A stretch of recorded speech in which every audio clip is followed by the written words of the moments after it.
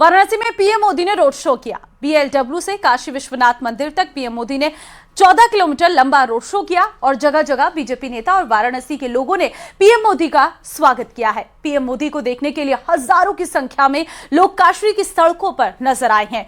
Road show के दौरान महिलाएं, बच्चे और काशी के लोग अपने सांसद को एक झलक देखने के लिए बेताब नजर आए हैं। लोगों के हाथों में गुलाब की पंखुड़ियां और कुछ पोस्टर्स भी नजर आए हैं।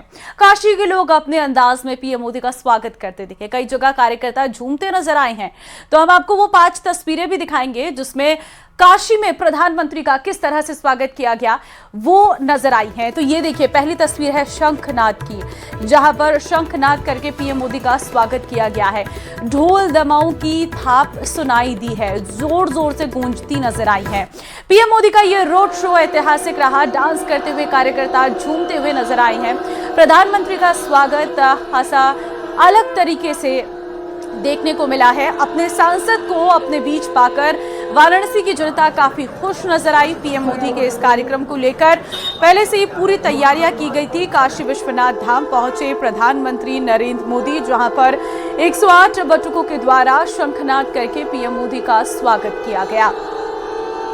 महिलाएं जो हैं वो खासा उत्साहित नजर आई। प्रधानमंत्री नरेंद्र मोदी का ये रोड शो, स्वागत की पूरी तैयारियां, और इस दौरान प्रधानमंत्री नरेंद्र मोदी के एक झलक पाने के लिए वहां की जनता आतुर नजर आई है। तो देखिए आप, पीएम मोदी पर किस तरह से गुलाब के फूलों की पंखुड़ियां डाली गई और उनका स्वागत जो है काशी की जनता ने किया है। तो देखिए, प्रधानमंत्री नरेंद्र मोदी ने जब से काशी में कदम रखे हैं तब से काशी में विकास की एक नई बयार देखने को मिली है। पीएम मोदी काशी से सांसद हैं, वाराणसी से, और वाराणसी सांसद होने के लिहाज से वाराणसी को बदलने की उन्होंने पूरी जिम्मेदारी उठाई है। वाराणसी आज काफी ज्यादा बदल चुकी है। आज काशी के घाट साफ सुथरे नजर आते हैं। काशी में विकास की एक नई इमारत बनती नजर आती है।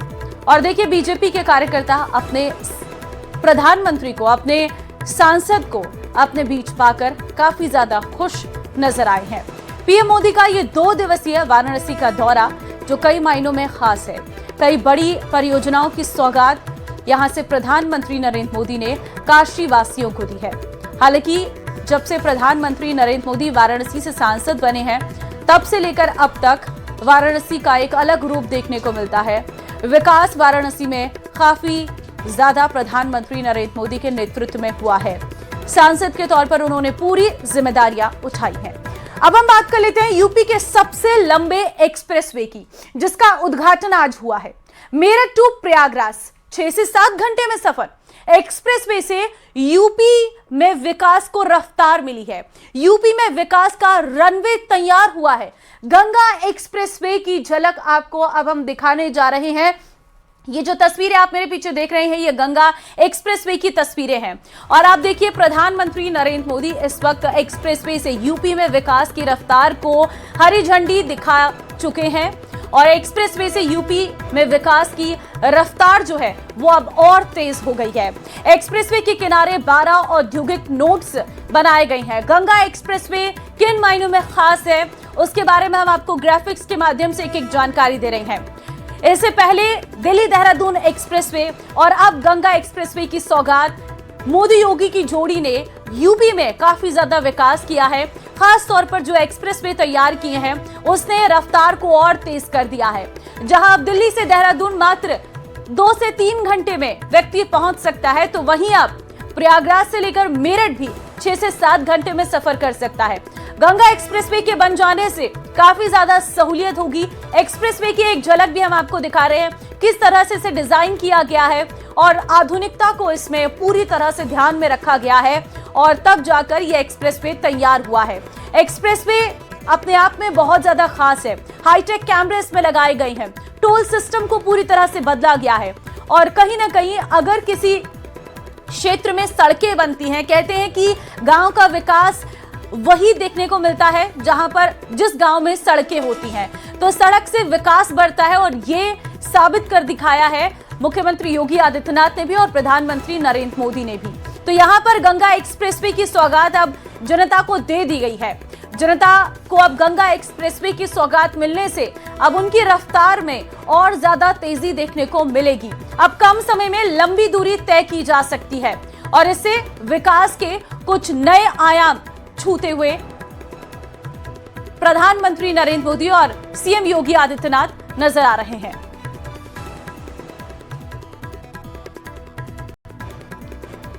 तो देखिए, ये है वो पूरा मॉडल गंगा एक्सप्रेसवे का जो हम आपको दिखा भी रहे हैं। इस मॉडल की एक झलक आप देख सकते हैं कि ये किन किन चीजों को कवर करता हुआ जाएगा, क्योंकि प्रयागराज से अब आप सोचिए कि आप अपनी गाड़ी से ही मेरठ 6 से 7 घंटे में पहुंच जाएंगे। जहां ट्रेन की रफ्तार भी धीमी पड़ जाएगी, वहां आपकी गाड़ी की रफ्तार धीमी नहीं पड़ेगी, क्योंकि इस एक्सप्रेसवे को इस तरह से डिजाइन किया गया है बिना रुकावट के आप एक लंबा और आरामदायक सफर कम घंटों में कवर कर सकते हैं। यूपी के सबसे लंबे एक्सप्रेसवे का उद्घाटन मेरठ टू प्रयागराज 6 से 7 घंटे में सफर। सीधा आपको तस्वीरें दिखाएंगे एक्सप्रेसवे से। यूपी में विकास को रफ्तार और यूपी में विकास का रनवे तैयार हो गया है। हजारों वर्षों से यूपी की और इस देश की जीवन रेखा रही है, वैसे ही आधुनिक प्रगति के इस दौर में उनके समीप से गुजरता ये एक्सप्रेसवे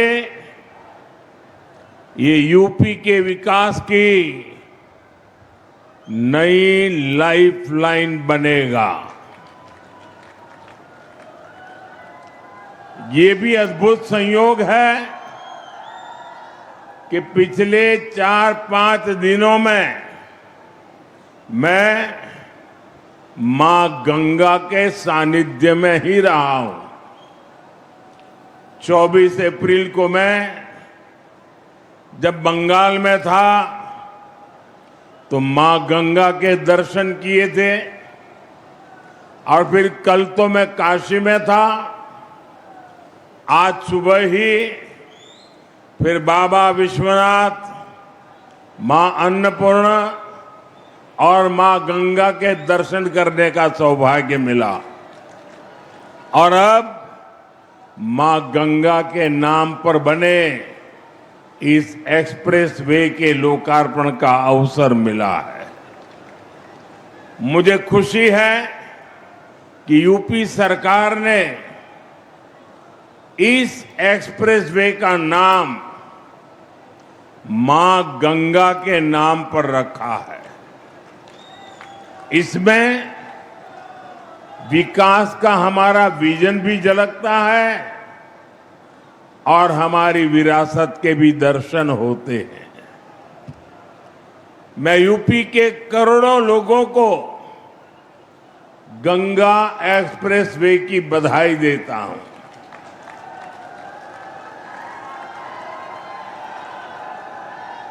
साथियों, आज लोकतंत्र के उत्सव का भी एक अहम दिन है। बंगाल में इस समय दूसरे चरण का मतदान हो रहा है और जो खबरें आ रही हैं उनसे पता चलता है कि बंगाल में भारी मतदान हो रहा है। पहले चरण की तरह ही जनता वोट देने के लिए बड़ी संख्या में घरों से निकल रही है। लंबी लंबी कतारों की तस्वीरें सोशल मीडिया में छाई हुई है।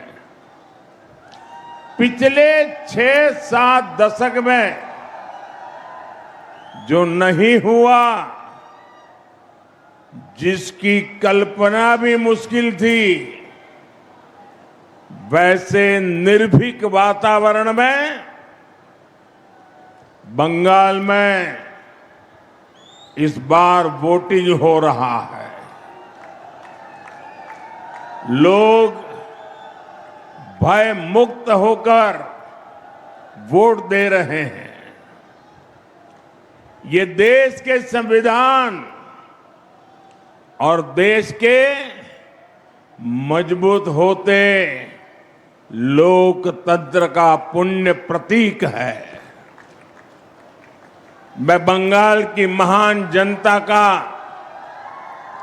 आभार व्यक्त करता हूं कि वो अपने अधिकार के प्रति इतनी सजग है, बड़ी संख्या में वोटिंग कर रही है।